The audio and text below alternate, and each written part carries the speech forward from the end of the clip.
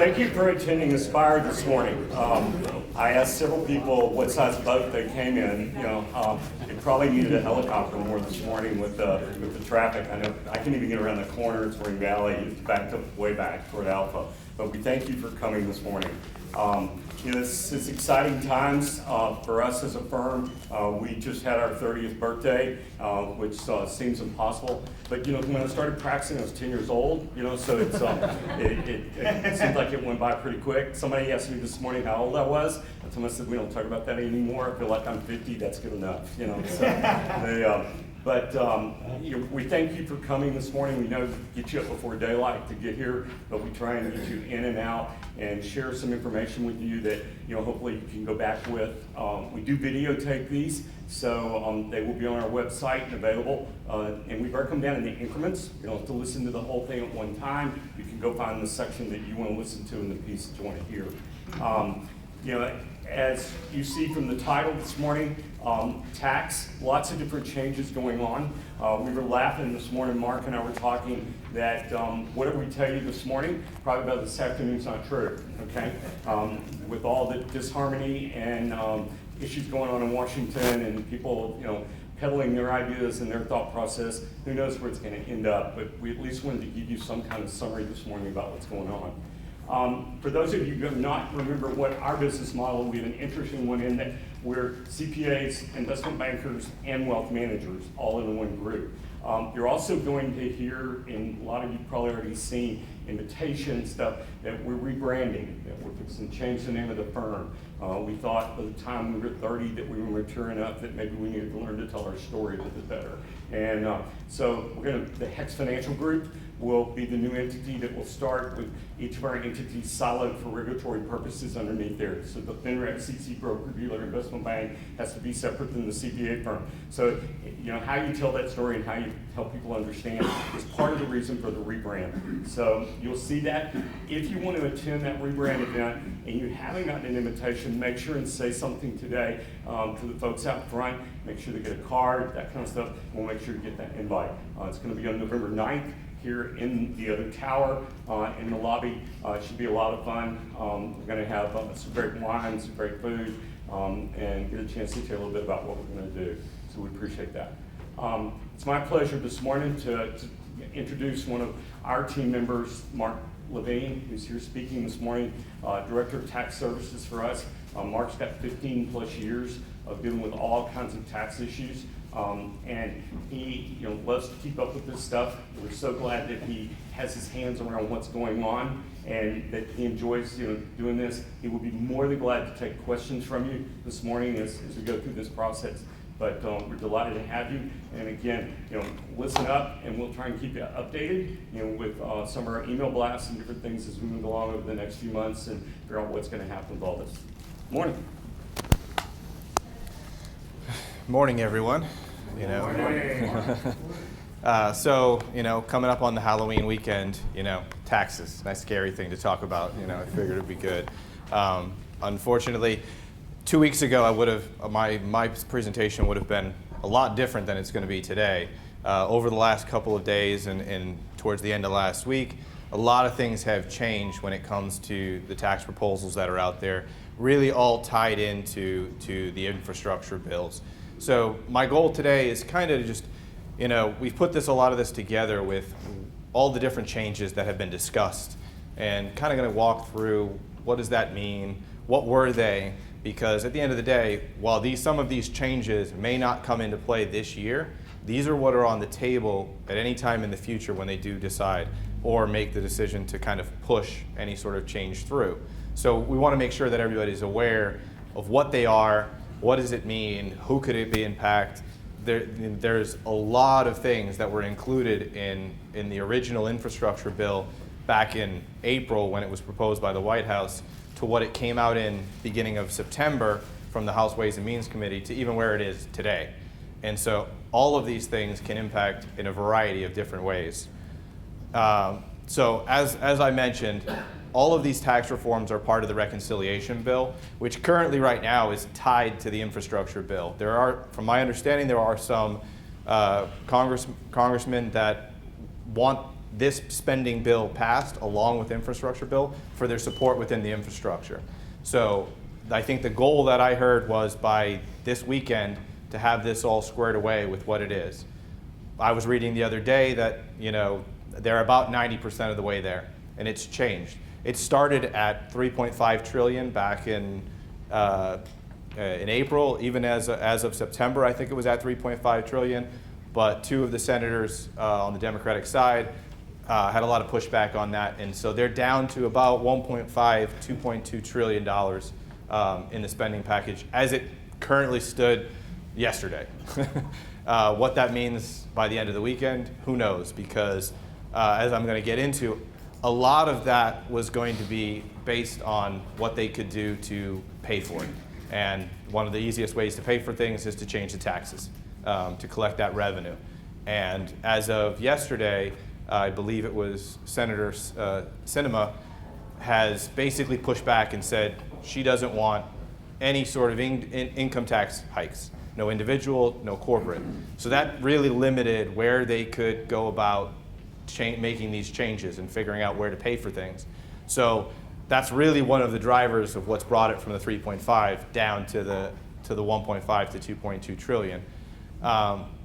So in here we talk about what the enactment expectations are and ongoing discussions. So most of the proposals right now have an effective date of the beginning of next year, January 1st, 2022.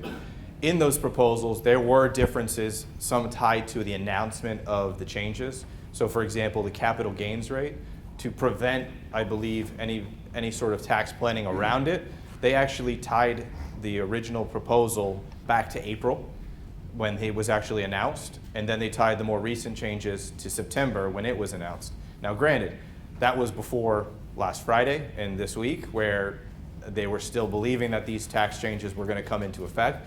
But it's important to know going forward, because if they get to a point where they have the ability to make any of these changes, it's important to know when those changes will come into effect.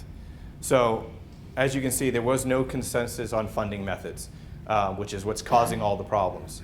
You know, a majority of the Democrats want to use taxes to help pay for it, and then there's, because of the limited majority, basically every single senator has veto power. So if they don't agree with it, they make the decision. They say, I don't agree, I'm not going to support it, and they have to go back to the drawing table to figure out how to get this taken care of. And with the infrastructure bill kind of being tied to it, they need to do something, is basically how they feel. So they come into what are the other revenue generating ideas that they've talked about. One of them is substantial funding to the IRS. As I don't know if you're aware of, the IRS over the last 2 years is a mess. They're way behind. They can't get anything done. It takes months and months and months to even get a hold of them and to get them to do anything. We had a call yesterday about something with the IRS, and they told us that their scanning department was 2 months behind, meaning that when, you know, they're still technologically behind what most companies are, even, you know, when it comes to the government, that's kind of surprising, but they are. You know, when they went remote because of the pandemic, it was really difficult for them to do that. It took them months to really kind of get up to speed where a lot of companies were. And they were still dealing with a lot of paper. And so that really substantially slowed things down. And when the IRS gets slowed down, collections get slowed down. So it sounds like that makes sense. Does it make sense to you? Yeah, but the problem is where's the money going to come from to fund it? And so that's where all the discussion comes in. You know, there are people that say that funding the IRS to help to bring in the missing revenue that's out there. There's revenue that should be collected because you know, there are taxpayers that owe it, or people have filed and just audits are behind and things like that. So they think this could be an area if they substantially fund the IRS and give them the help they need and the focus they need to get some of the revenues without having to change taxes. But there are others that don't want to fund the IRS. So it's that game that you kind of bounce the ball back and forth. The newest idea, which I guess is not exactly new, it's been thrown out there in the past but never really gained any traction, is this wealth tax on billionaires. You may have, if you've been listening to anything that's been going on, this has been the new topic that's been brought up. From my understanding, Manchin's okay with it, and I believe Sinema is okay with this. This, as I'll get into a little bit further later on, from my understanding, only impacts 700 people. and it's supposed to generate upwards of $250 billion over the next 10 years or something like that, based on how it's going to work. $3 billion ahead. Pretty much. So this is what the main aspect of this wealth tax on billionaires is basically taxing billionaires on unearned revenue.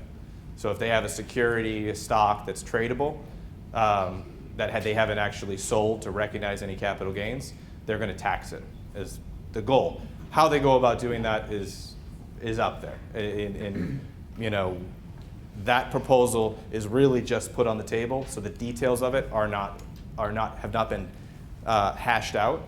But this is the idea of to make up some of that lost revenue that they're losing because they can't change the tax rules. So what I'm going to get into now is I'm going to go through some of the tax changes that were proposed and kind of what they meant with regard to everybody's situation, corporate, individual, retirement. There was a lot put into these proposals because, again, that price tag of $3.5 trillion, they needed a lot of money. So the first area I want to get into is the corporate tax changes. The simplest of these was the increase in the tax rate. As you may have been aware, when Biden first ran for president, his proposal was to raise it all the way up to 28%. And that was what the proposal was in April. That got scaled back over the summer, and when the House of Ways and Means Committee finally came out with their proposal in the early part of September, they brought it down to a max of 26.5. That was partially, I think, to appease Senator Manchin, who didn't want it to go to 28. He was comfortable with 25, but didn't want it to go all the way up to 28. But the interesting part about this was their idea was to bring back the graduated tax rate system. So for those of you, that's very common in the individual standpoint. What that means is the first part of the income is taxed at one rate, and as you go up, the rate goes up with it. So based on what they have proposed, this would actually save most taxpayers about $12,000 a year in taxes, because the starting point would be 18 versus the 21 flat rate that it currently is. So anybody making up to $400,000 of taxable income would actually save 3% of taxes. Top line, not on the bottom line? This is your net taxable income. So say a taxpayer. Yeah, so say somebody that has a small business generates $300,000 of taxable income.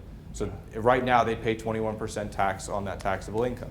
Well, based on the proposed rate changes, that person would actually save taxes. They would save upwards of $12,000. And then most people really wouldn't see an increase in taxes on this, because you're talking up to $5 million of taxable income, which is most small businesses, when you think about it, would still be at really saving $12,000, because that first $400,000 would only be taxed at 18%. So it really was, again, and that's been the discussion all along, is that they're really trying to push the focus on large corporations, large individual taxpayers, high net worth people, and you'll see that throughout, that that really is, when you kind of look and kind of get to the numbers, that's where it was focused. Some of the things that were also discussed were an imposition of a minimum tax on book earnings. You'll hear that all the time. Companies like GE and these large corporations pay zero taxes. Well, how do they do it? Well, it's planning strategies through depreciation, all these different structuring ideas that they do. Well, what this would do is basically say on your book earnings, which is your income before you make any tax adjustments on it, they're going to impose a 15% tax rate to kind of help to generate taxes. This, from what I understand, is still potentially on the table. I don't know if Senator Sinema is opposed to this or not. There are other areas, but this one would be one to keep an eye on to see if it ends up staying in or not, because they don't really see it as an increase in the tax rates. They just see it as another way to generate revenue. Now that could impact a lot of different corporations. Now it says for large corporations, so it'll be interesting to see who this ends up applying to, because they changed a lot of the rules around, and what in the 2017 tax reform. So a large corporation now typically is determined based on revenues. So if you have a company that has $25 million in revenues, that could be considered a large corporation. How they go about looking at this, though, would be interesting to see once they dig into the actual rules. And again, right now, a lot of it's proposals. A lot of the finality of what the actual law will end up saying won't be done until later. So you really just kind of have a high-level idea of what could happen. Some things that are also proposed to change, but also are going to change. So the interest expense limitation. So if those of you familiar, this is the 163J rule. I'll throw a code section out there. What this is that for corporations that have large interest expense, there's an adjustment in your tax return that makes you look to see whether you need to add that back. So you're only allowed to deduct, I think right now because of COVID, up to 50% of your adjusted taxable income with using interest expense. So a lot of taxpayers, depending on where their situation was, would see a large add back to their taxable income related to this rule. Well, one of the changes that's coming into play here is that the adjusted taxable income and how it was calculated had an adjustment for depreciation and amortization. So you could push that adjusted taxable income up higher if a lot of your loss or you had a lot of deductions related to amortization and depreciation. That's going away. It had always had been determined that it was going to phase. I think some of the modified rules were to speed that up so that when you calculate your adjusted taxable income, you don't get that add back for amortization and depreciation. So that starting point is much lower when you calculate that 163J computation. These last three, I'm not going to get into the details of these because these are international tax rules. Foreign tax credit rules are pretty straightforward. They want to have some tweaks to that to help generate revenue. But the two areas that I believe are going to stick are these last two, the global low taxes on income, foreign derived intangible income, which they call the acronym of GILTI and FDII. What these are is ways of trying to repatriate money from overseas and subject to corporations that have pushed a lot of their funds over abroad and generate tax. The goal here right now is to raise those taxes. Basically what it is that they kind of see it as they kept those rates low to start to kind of incentivize people to participate, bring stuff back, and they think that this is really an area that most people can get on board with raising the taxes, and I believe Senator Sinema has also been on board to raise that rate to 15% as well. But that's another revenue generating aspect that I believe you'll see stay in. The issue with that is those rules are super complex. The calculations are extremely complex. And when you get into international tax, these for companies doing this work becomes very, very expensive and hard to do. So there's a lot of pushback on it, but that's definitely an area I think is going to stick in and where you're going to see a lot of the revenue trying to be generated from. Those are pretty much some of the corporate tax changes. Here are some of the things to talk about with regard to pass-through tax changes. One of the big things in the 2017 tax reform was the QBI deduction, which is it's a deduction of 20% of your qualified business income that flows through from partnerships and S-corps. This was big for small businesses. We saw a lot of our clients getting a lot of benefit for this, but it was tailored to small businesses. And when they put it in, they didn't put a cap on it. So a business that was an S-corp that could be a large business making $10 million could get the benefit of this if the income qualified. Now they want to put a cap at $500,000 of a deduction, which is about, I believe, 2.25 million or 2.5 million, somewhere around there, of taxable income. So it kind of keeps it at a small business threshold. And most of the clients that I see and I deal with, they're still going to qualify for the max if they get there because to get up into that level, it's substantial. But it is one of the other revenue generating ideas for large partnerships, large S corporations where they're potentially getting this deduction on their personal tax returns that they'll no longer receive. Some other items in here, they're repealing some rules that apply to partnerships. One of the interesting ones that I found was this, what they call the remedial method. So when you have a partnership and you contribute assets to create the partnership, there's a calculation that you have to go through for the contributing partner to determine special allocations and things like that. I'm not going to get into the details, but there's 3 different types of methods that you can currently use. a traditional method, a traditional with curative, and a remedial method. The remedial method basically levels the playing field, and that's kind of what they want to do here, is basically get rid of the other two valuation methods that kind of distort your book income, your basis, to get back to a true basis kind of method. So it's just one of those areas. Some other anti-mixing bowl rules. They also want to talk about repealing the rules around guaranteed payments. I'm going to get into this when I get into some changes on the individual as to why they're doing this. There's another change that actually kind of ties in with why they would do this. So guaranteed payments on a partnership return are almost like payroll for the shareholders, because a shareholder of a partnership isn't allowed to be an employee and receive wages, so they receive guaranteed payments, which are subject to payroll taxes. As I get into it, one of the other changes has to do with how they tax partnerships, S-corps, with regard to the net investment tax, which is basically a payroll tax. So that's one of the changes that is coming through. They want to tax PTPs as corporations. PTP is a publicly traded partnership. Those, when you deal with those, they become super complicated from a compliance aspect, and they're treated a lot like corporations, but they have that flow-through mechanism. So I think this would just simplify some things. And then one of the other things that's on the table is the permanently disallow excess business losses. This would apply to individuals that and flow-throughs that have large losses that are flowing through. It's not going to apply to a lot of people, but it'd be interesting to see if that kind of makes its way through. So next I want to get into some of the individual tax changes. And again, I want to reiterate that a lot of this has gotten taken off the table. But these are important to note going forward, because a lot of the things that they wanted to do in that original $3.5 trillion infrastructure proposal, they still want to do. And in order to do it, they need to find the funding. So they just need time to get everybody on board. So these are more likely than not the things that would pass if they ever were to get to that point. So an increase to the top marginal tax rate from the 37 that they adjusted to in 2017 back to the 39.6.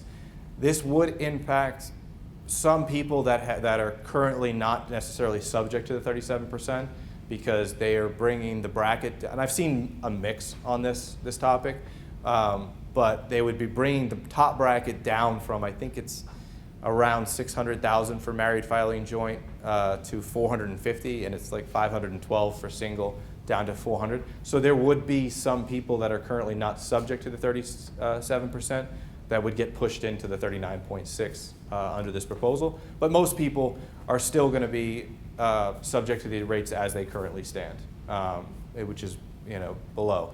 And again, it's because it's a bracket type structure. So as your income goes up, the tax rate goes up. This again has had most traction. I don't think Manchin never, I think, had any issues with this one. He was on board with this. And right now, Senator Sinema she just doesn't want any changes to the tax rates. So if this were to come back into play, I think this one would be a highly likely one to get put back on the table. The one that was talked about, I think, the most leading up to all this was the capital gains changes. When Biden first was making all his proposals, he had an idea where he wanted to tax anybody that made $1 million at the ordinary income tax rates, basically taking away any of the beneficial tax treatment for basically high earners when it came to capital gains. This had a lot of pushback throughout the proposals that were being put out, but he did come out in April with that proposal. In September, when the House Ways and Means Committee came in and discussed what their proposals were, they came back in with, I think, and it was partially, I think, because of Senator Manchin's pushback, a much different approach to it, which is where I kind of saw it, even in the early discussions when they were talking about putting it to the top rate. I was like, I don't see him getting the support behind that. This is really kind of where I saw it kind of falling in, is basically just increasing the top bracket. So right now it goes 0, 15, 20%. it's a graduated bracket as well, depending on how much capital gains you have. And they want to push that top rate to 25% is basically what it is. So that would subject people to as high as 28.8% because it'd be the 25% plus the 3.8 net investment tax that's subject to investment income. What they're also talking about discussing to do is to get a little bit more revenue is anybody that has income in excess of 5 million, again, they're going after the high earners, they would add a surtax to it of 3%, which could push as high as 31.8 for capital gains tax, depending on how much capital gains that you have. This, from my understanding, is another one I think that they can get more people behind. So if it were to come back where they were to get more support for tax changes, this would be another one to pay attention to.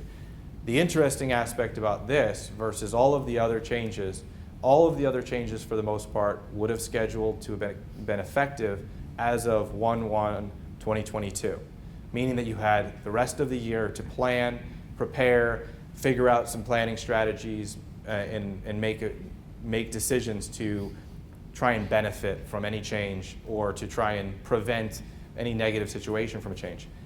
These rules, however, when Biden first proposed it in April, would have been effective in April. And then when the Senate proposed it in September, they would have made these effective the date they actually proposed it. You would have been unable to actually do any planning around it because by the time you would have known about it, it would have been too late.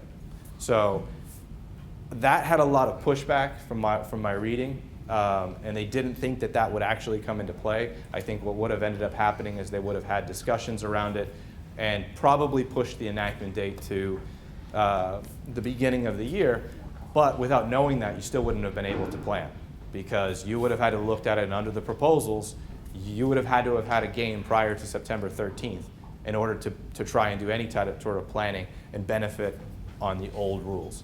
So those are some things to look at when it comes to the capital gains and the dividend tax. That's an area that's been a hot topic, but again, if you don't make a significant amount of capital gains, it's still going to end up pretty much in the same ballpark. And then we'd have to pay attention to where they change those brackets to, because I believe they increased the top 25% bracket to keep the benefit for smaller investors. The next one I'm going to talk about here, it kind of goes back to the guaranteed payment rule and why they removed the guaranteed payment.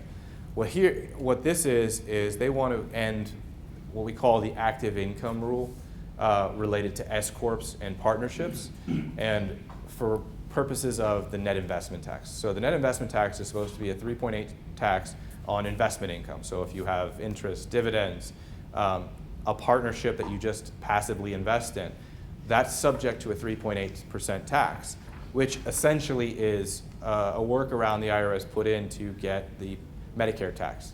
So if you think about it, your net investment tax and all those things aren't subject to payroll taxes, which is 1.45% for the employer, 1.45% for the employee.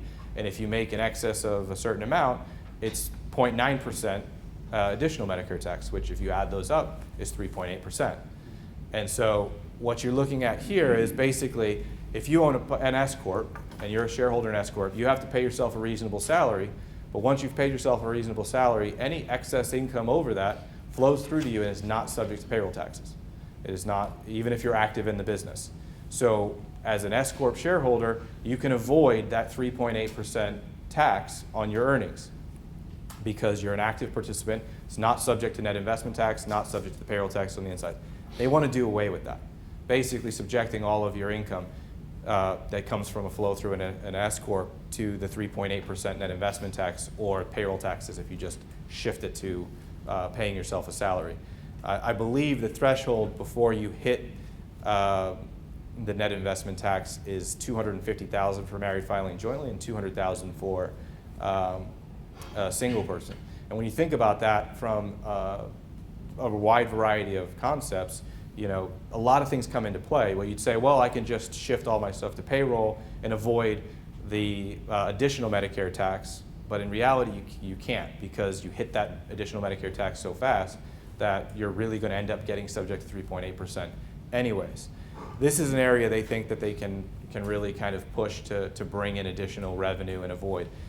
I talk to a lot of my clients about this because the planning strategy when you own a business through a partnership to have the flexibility with regard to the rules, we typically can put in an S-corp blocker to hold your partnership interest. You pay yourself the salary out of the S-corp, avoid guaranteed payments, and all those kinds of things. And as long as you pay yourself a reasonable salary based on the position that you're in, you can let the rest of the income flow through to you, even if you're active, not subject to the payroll taxes. If you're active in a partnership, technically you're supposed to be subject to self-employment taxes and paying the tax anyways. So it's one of those strategies that we use to help clients to save a little bit on taxes depending on their situation. And a lot of times in those situations when they're making money, we're already putting them at somewhere around $200,000 salaries anyways, because it helps them to maximize from a retirement standpoint, maximizing their SEP deductions or 401k deductions based on the rules for there. So this is an interesting concept, and kind of bringing it back to the guaranteed payments. The reason that they're repealing the guaranteed payments is because that rule no longer applies. Because if all of my passive income, all of my income is going to be subject to the 3.8% anyways, then subjecting your guaranteed payments to payroll taxes is irrelevant. It becomes a moot point. So that's kind of why those two things become interrelated with regard to this. Some of these other things that are here, eliminating state and local tax deductions. This was a huge conversation when they did the 2017 reform. This is where they put the $10,000 cap on your itemized deduction. I think there's probably some changes that you'll probably see relating to this if they can get the funding to do it, because this is a more beneficial change that they'd have for individuals. There's discussions where they have it repealing the whole thing and going back to where you can deduct all of your income tax or property taxes versus having a cap. And then there's other ones where they're just raising that threshold from the low $10,000 bar to, I think I've heard $30,000 to $50,000 depending on the situation. So that I would keep an eye on. Here in Texas we have high property taxes, so I see a lot of clients that get limited in their itemized deductions to that $10,000. That could come back into play. But that's really more for states that have high income taxes. New York, California, Massachusetts. Those states where you're paying individual income tax that you're no longer getting those deductions for. So kind of, what are the implications in planning? I've kind of discussed a lot of that, but really what I like to talk to people about when you're planning for these types of things is you got to know your own situation. Everybody's individual situation is different. How you get taxed, how your income flows is different. You can't talk to your billionaire friend because his tax situation is going to be completely different than yours. And I've literally had clients tell me that on the phone, like, this doesn't make sense to me. I talked to my friend who makes $15 million and he thinks it's not right. And I'm like, well, your friend that makes $15 million is in a much different tax situation, makes different type of income than you make, and you can't use how he's taxed on how you are. So knowing your own tax situation, understanding how those things interplay helps to plan and helps to get through and say, okay, well, what does all of this mean for me?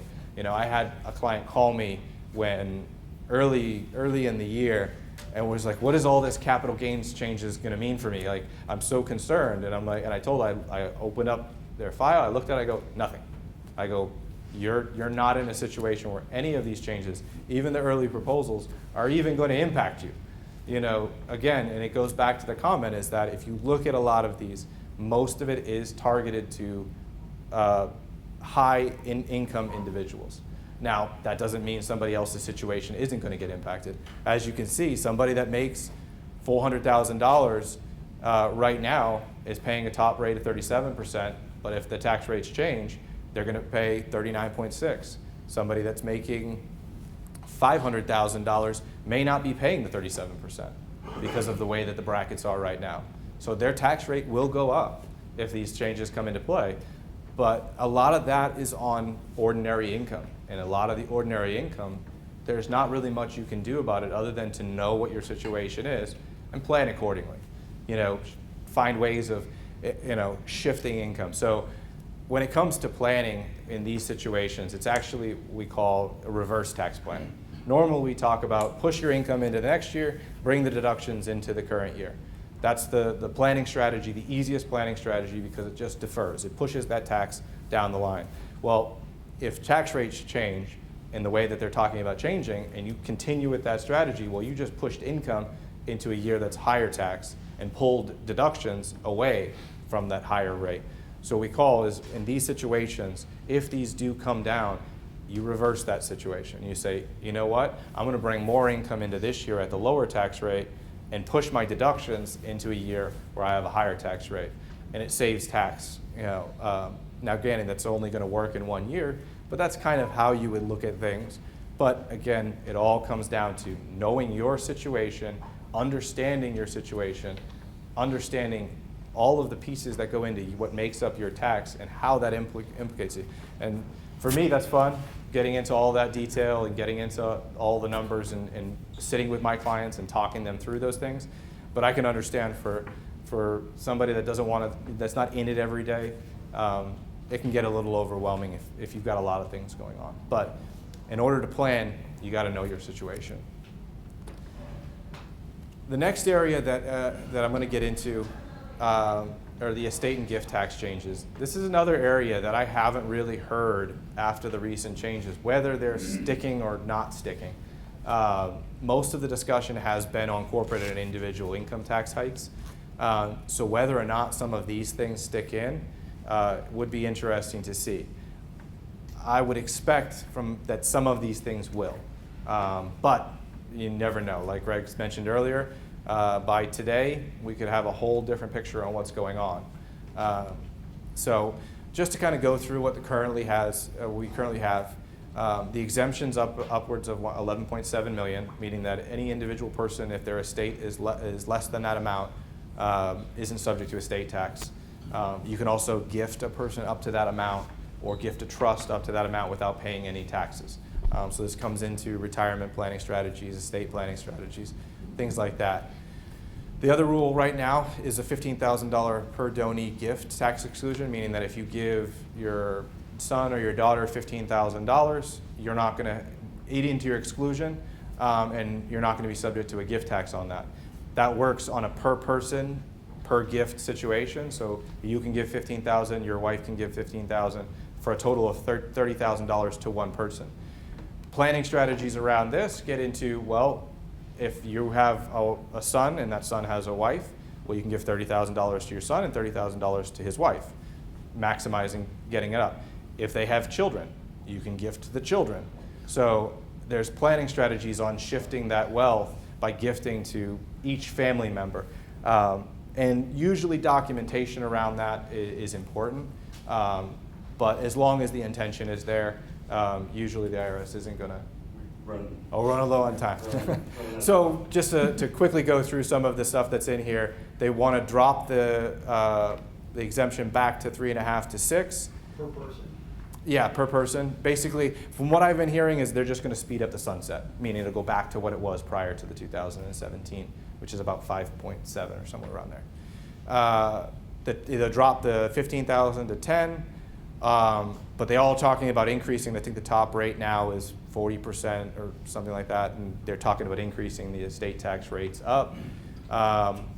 Big one to talk about, and we can talk about it another time, is the step up in basis that you get upon death. They want to get rid of that. That probably will never happen. That has a huge thing where that people just don't want that to happen. I think there's multiple Democratic senators that have come out and said, I'm not going to vote for that. So, but it is important to note that they are proposing things like that. The Grantor trust rules, that one would be interesting to keep an eye on. What that is when you gift to a Grantor trust and you die, typically those assets aren't included in your estate. It's an estate planning strategy. They want to do away with that. So anything that's in a grantor trust would be included in your estate where it's currently not. And on top of those grantor trust rules, there's a strategy where you sell an asset to a grantor trust to avoid it's a way of shifting it without having to do a certain gift. they would do away with that. So now if you sell to a grantor trust, it would be a taxable transaction and not a transaction with yourself. Then there's planning strategies in that. I'm kind of rushing along, but you know, this is an area to keep an eye on because I think some of the things in here may stick. I'm not going to dive into this because this is tax adjacent, but retirement changes. There's a lot of stuff you may have heard that they want to mandate companies to implement 401ks and things like that. I don't know if they'll have the backing to do this, but some other things to consider in here when it comes to retirement and your businesses and whether or not you have a 401k or not. Yeah, so automatically enroll kind of goes into a lot of the same stuff here. There's proposals on IRAs and required minimum distributions. And again, these are targeted towards large IRAs, $10 million, $20 million. Basically, if you have $10 million in a retirement account, they're going to limit how much you can actually contribute at that point. And if you have 20, account or is it multiple? it's all it'd be a cumulative account. And then if you're over $20 million, they are going to force you to take out from your Roth IRAs to bring you down below the $20 million threshold. And so there's lots of different things that they're trying to propose with this. They are talking about eliminating the backdoor Roth conversions where, to avoid the limitations that they put on how much you can contribute to a Roth. If you contribute to an IRA and the next year you can convert it, and it allows you to put money into a Roth IRA through like what we call a backdoor transaction. They want to do away with that, so you no longer be able to do that. I'd be curious to see if that might be something that they end up doing. This was close to, I think, happening when they did the 2017 reform. They did make some changes back then. And then the wealth tax. This is probably the most likely thing to be in if they get anything in, because this is the newest thing that's been talked about after Sinema said that she didn't want any hikes on tax. So what this is tax on tradable items, even if not sold, and non-tradable when they are sold. It's determined by a change in the valuation, so it's a mark-to-market. From what I've been reading, they're going to focus probably on publicly traded stocks because they're easy to track. But the rules on this haven't really been kind of ironed out as to what's going to happen. And it applied to those with $1 billion in assets or have $100 million in income each of the last 3 years. And so based on their estimates, it represents about 700 to 1,000 people that fit into that bucket. And like I said, just extremely, extremely difficult to implement. So it'd be interesting to see what they come up with on this. But this is the new revenue generating idea outside of the raising of the taxes. I talked a little about these. These are just some of the provisions related to the Tax Cuts and Jobs Acts that they're trying to speed up the sunsets. So there are some items in there. I think the biggest ones that I talked about were the 163J changes and some other changes in there, but it's another thing to keep an eye on. These are some other things where they're not changing any tax rates, but just letting things expire sooner than they would have. So.